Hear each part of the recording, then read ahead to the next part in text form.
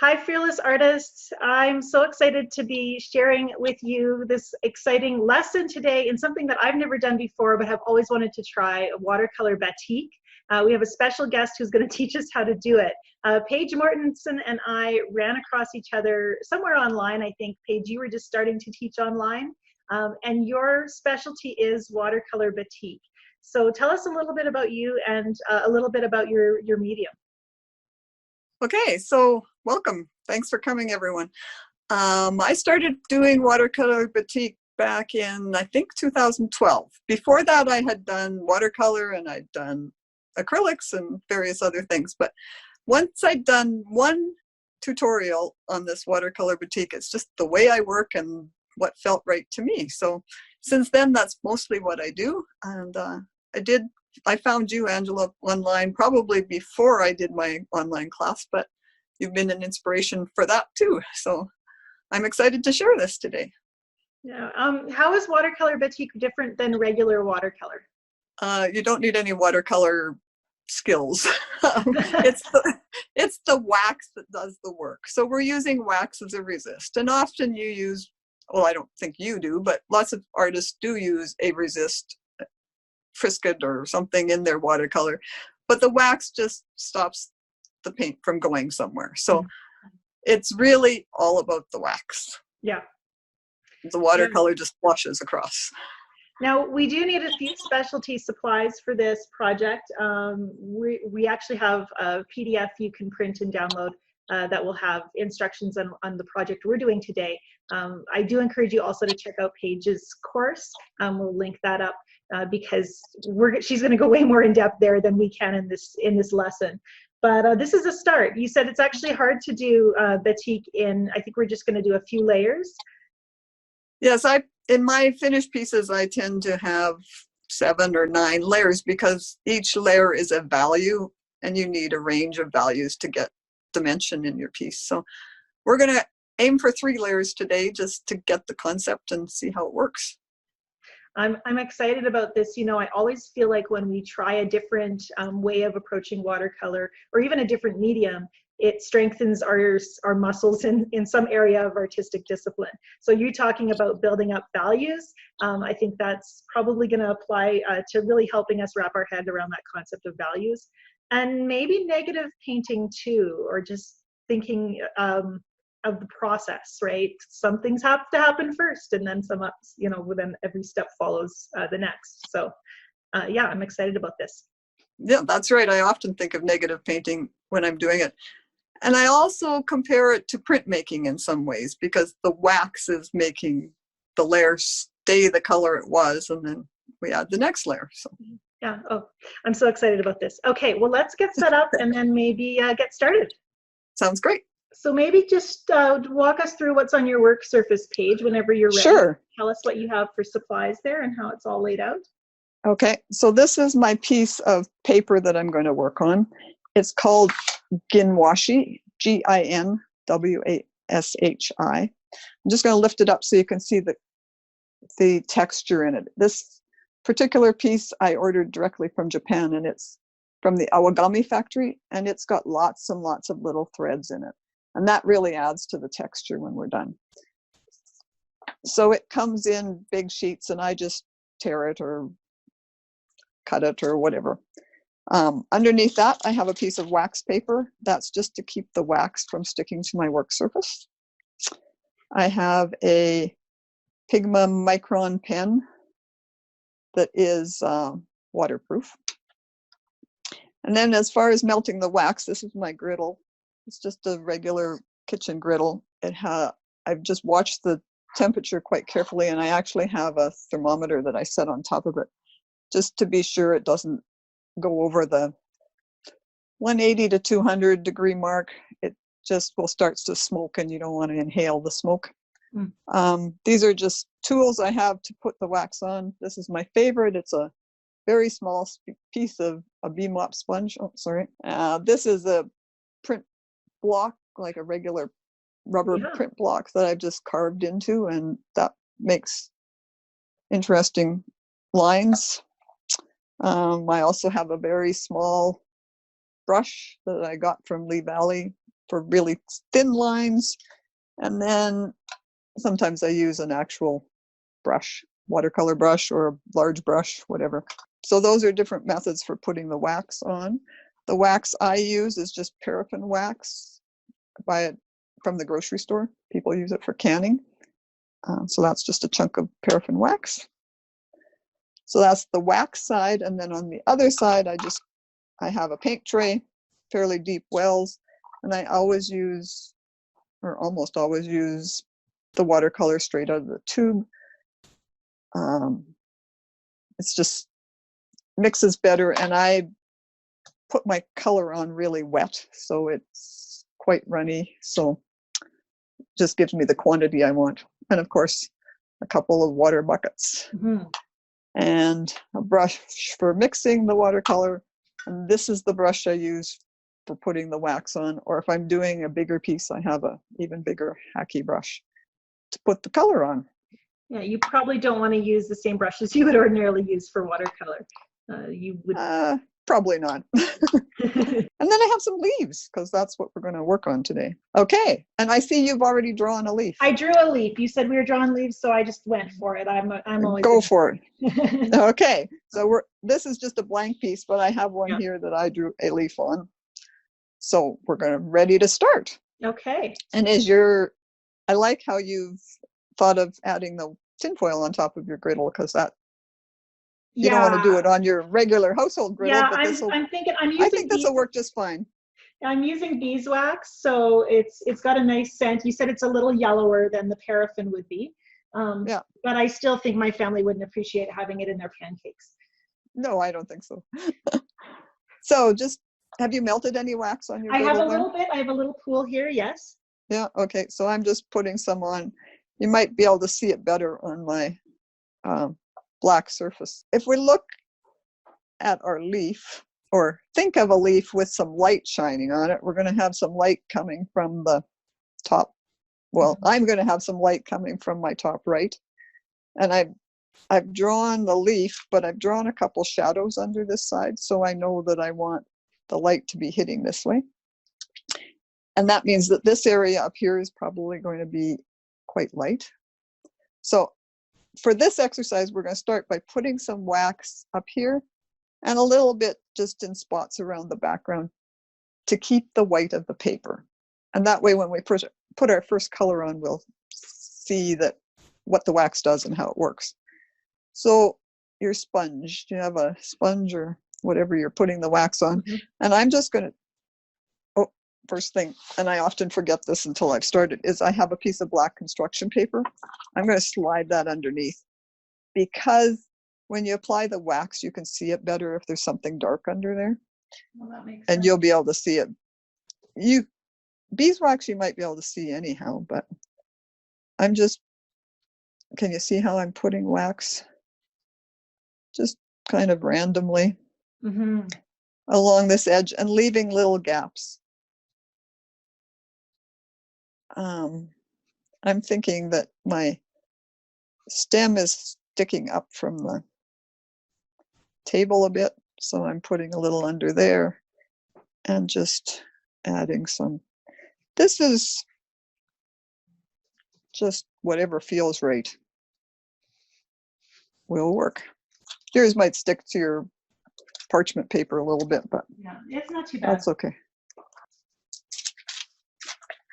It doesn't seem like you need much wax to... No, it doesn't use very much.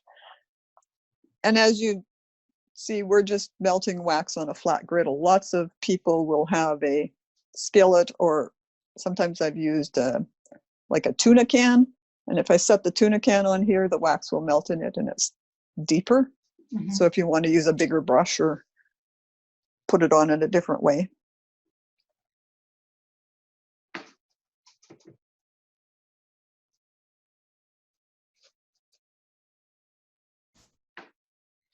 So the more wax at this stage, the brighter your image is going to end up being, isn't it? True. But it will be white. So. Right. So it's going to depend on how much contrast it has with the second layer. Yeah. See, this is me just rushing ahead. What's going to happen next? Well, and yeah, you don't have to overdo the amount of wax. You Yeah. want to leave spots for things to creep in. I know you're using a rice paper that doesn't have the little threads in it. Yeah. And I've done that. It won't have quite the same texture, but you'll see the process. Mm-hmm. Yeah, I want to get some of that good paper now. Well, presumably it's in the mail. Hopefully it Yeah, shows up didn't get someday. here in time. Okay. So are you feeling okay with that? Yes, I think so. Okay. So let's mix up some yellow. And I'm going to take my tube. I'm using quinacridone gold. I don't know what you're using. Yeah. Putting a little blob. Yeah, Aussie red gold. It's a favorite. That's perfect. And then I always have 2 water containers, a clean and a dirty one. Yep. So I take water, and I use this syringe Okay. for veterinary use, but you can use your brush or Well, I have a pipette somewhere too, but whatever. usually Whatever. I use my brush. So I tend to get, I don't know if you can see, like that's probably, I don't know, 2 teaspoons of water in that. Oh, okay. Well, so it's quite diluted and quite runny. This is why I say we don't need any watercolor painting skills. Going to mix up a little bit of green just with, I think I have too much Windsor blue there at the moment, so we'll just get rid of some. And some of the yellow, just for the background, because once I start putting wax on or color on, I don't want to leave it for too long, or you can get hard edges as it dries. Yeah. The other day when I did this, I did more of a fall colors background, but today I'm feeling like there should be some green back there. You'll probably find you need more yellow than that, but yeah, we can test it out and see. Or do you want squeezed to? out quite a big dollop, and then I wasn't sure I was going to need all the paint because we probably want it fairly transparent. Yeah. There, that should do. And it's best to use transparent colors. Yeah. Because the opaque ones, when you layer colors, you know, they just go kind of mucky. So I'm just going to go ahead and put my yellow on over my entire leaf. I didn't put any wax on my leaf, so. And I'm not controlling much of anything, just splashing it on. Well, it really soaks in. And it runs out the edges. Yeah. And I don't mind if it runs. I find the shadows are more interesting if there's been some run of the first colors into the shadows. Mm-hmm.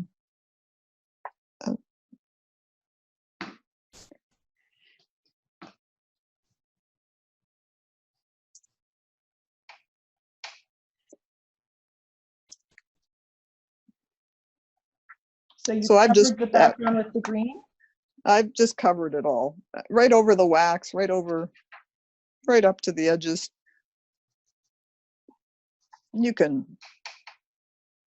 get fancy and vary the color a little bit. Brush too. There we go. It's hard to let go of some of that small brush. Yeah, because I'm always thinking about making brush strokes, but this is really just filling a space right now. It's not That's about right. mark making really at all.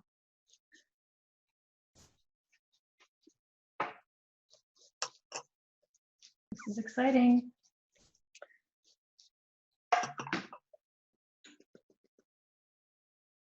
You spattering? I just had to, sorry. Yeah, no. A little bit of me in there. Well, and while you were doing yours, I mean, I've added just added a little bit of red in the background here and there. It's pretty. Just played. Yeah. It's pretty. And the paper wrinkles quite a bit, but I think that's pretty too. Yeah. When you iron it at the end to get the wax off, you'll smooth it all out nice. So we're at this point where now we have to dry it. Natural stopping place. Okay. Yes. Yeah. Okay, so now we need to decide where we want to keep this color. These colors that are here right now. Yeah. The colors that are here now, so wherever we put the wax, the color will stay the way it is right now. So you don't have to, but I'm going to slide this.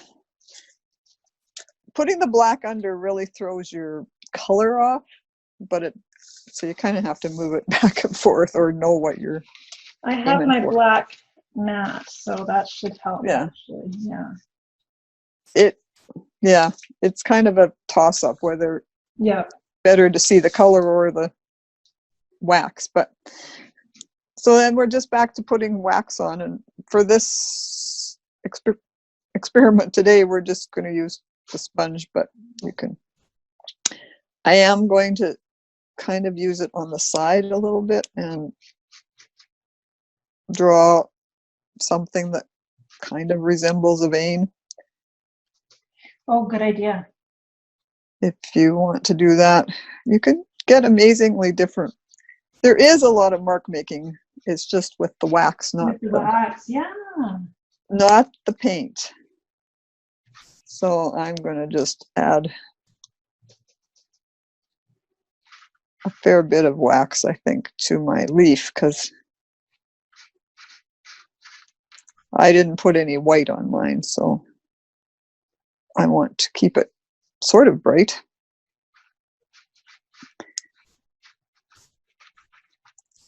And then I'm also adding just random wax in the background just to preserve some of that color and get different texture. You can get fancy or not. Okay, I'm going to stop adding wax to mine. I think it looks like it might be good. Might be good. Okay, so we'll get rid of the black. Or add white, one or the other. Both work. So now if we're looking at a leaf, we can, I mean, my leaf is obviously yellower than this one, but we can tell that it's dark. This leaf is darker here and there. We're just going to cover it with the next darker color. And whether you want that to stay yellow or you want it to go red, it's entirely up to you. I'm going to add some quinacridone magenta to my Quin Gold. I'm going to use the Aussie Red Gold quite pure, I think, and then maybe add a little bit of brown to it, this raw umber that I have. Give it an earthy tone. Ooh, that's a lot.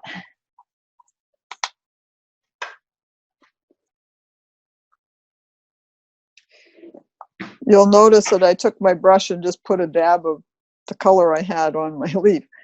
That's one way to test it. Yep. But you can also test it on a different piece of rice paper or washi paper or watercolor paper. Or there, I'm a little brighter. Yeah. I decided to brighten up my orange a little bit more. I have a naphthalide maroon, so we'll see what that does. What kind of maroon? It says naphthalide maroon. It's from Daniel Smith. Daniel Smith? I don't know that one. No, it's new. I just bought it. Getting to know it.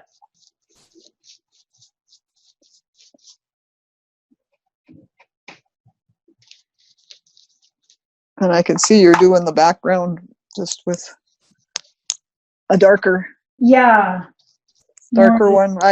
More of the same, I guess. Hey? More of the same. I added a little bit of my orangey color to my green. Sort of neutralized it a bit. Yeah. Makes it a little less bright.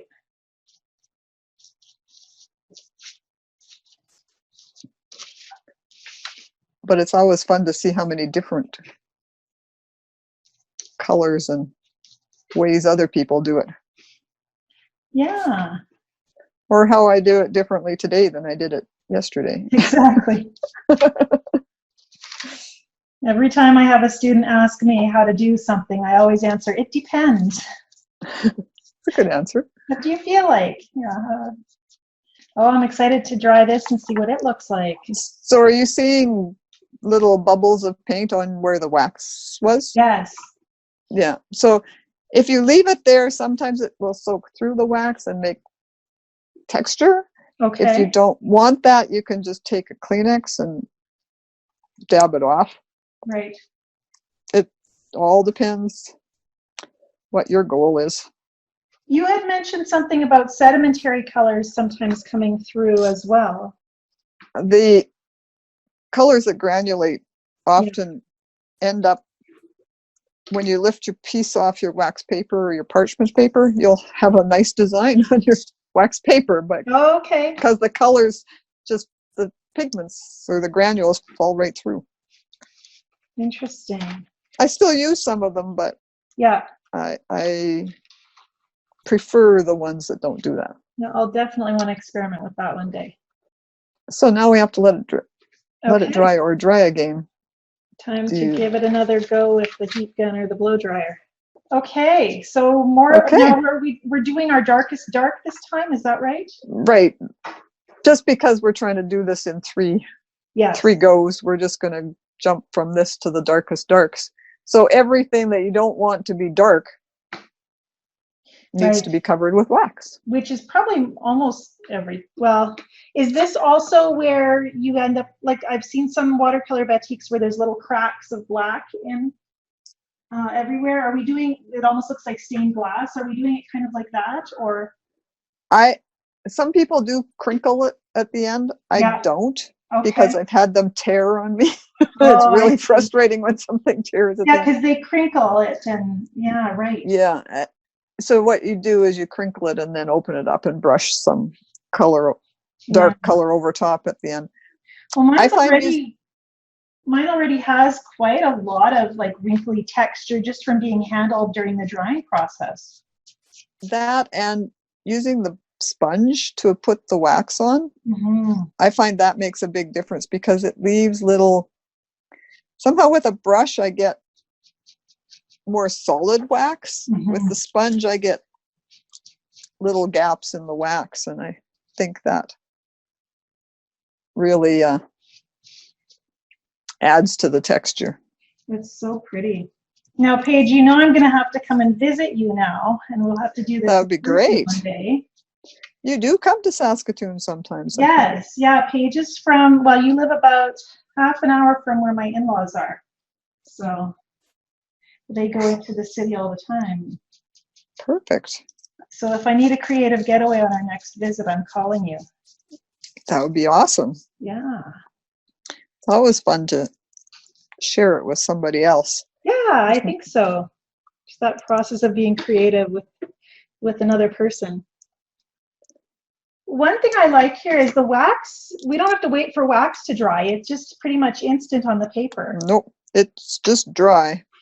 And I noticed yours is much brighter. Well, I have black under mine at the moment, but I can see your fearless colors coming through. It looks like yours, and mine is more muted, which my pieces tend to be. But I'm also used to adding twice as many layers usually, so I'm build up my color more gradually, and I think maybe I could have gone a little bolder, but that's okay. And that's my inexperience showing too, because when I did the second layer of wax for the leaf, I realized I really did cover way more of the leaf than I thought I had. So I kind of lost track of what areas had wax already. So I probably would have gone darker in parts of my leaf if I knew more what I was doing. We keep learning forever. Yeah. So now we're just you can either brush the same darker color over the whole piece, or you can have one dark that you want on the leaf and another dark that you want in your background. Just some mixture of the three colors that we've been working with, or two, or however many you've got going on. It turned out to be 4. I added that maroon in and I'm enjoying it. Great.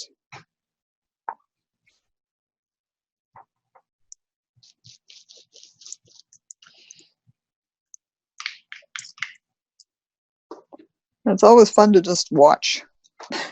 Just watch where the paint goes. It's beating up so much at this stage with so much wax on the paper. So much wax, yeah.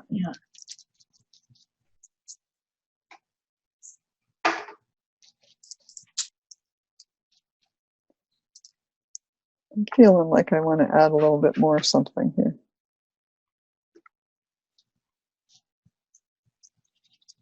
Okay. Okay, time to dry again. Time to dry again.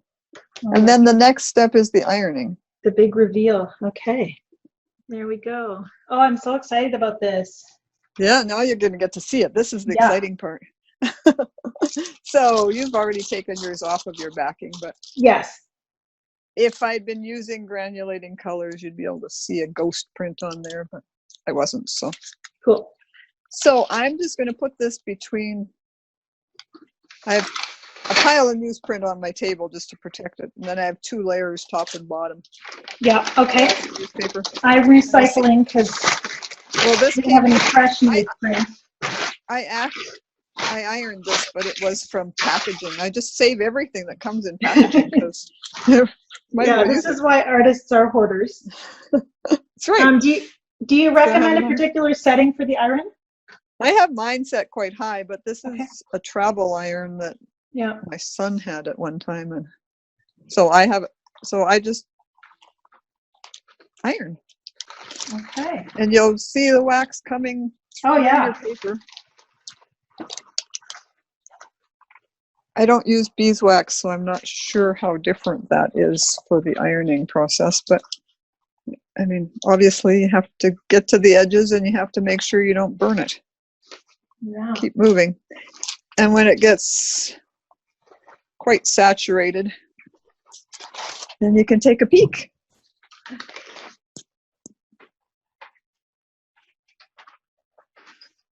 Wow. I think I should iron it one more time. I actually end up usually ironing it a lot of times. Yeah. And after the first time, I often just put 1 layer on the top and whatever underneath, because you get more wax off if there's just 1 layer of newsprint.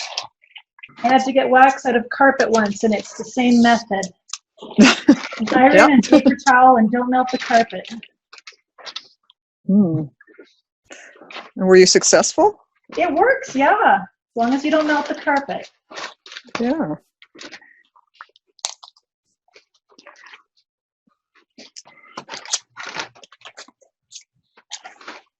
So probably ironing it 2 or 3 times is enough that you can't see the wax in it anymore. And if you're going to mount it, frame it with glass, that's fine. That's good enough. If you're going to, I often mount mine onto canvases, and I use acrylic medium to mount it with, and acrylic and wax don't mix very well, so I iron it a lot more times if I'm going to do that.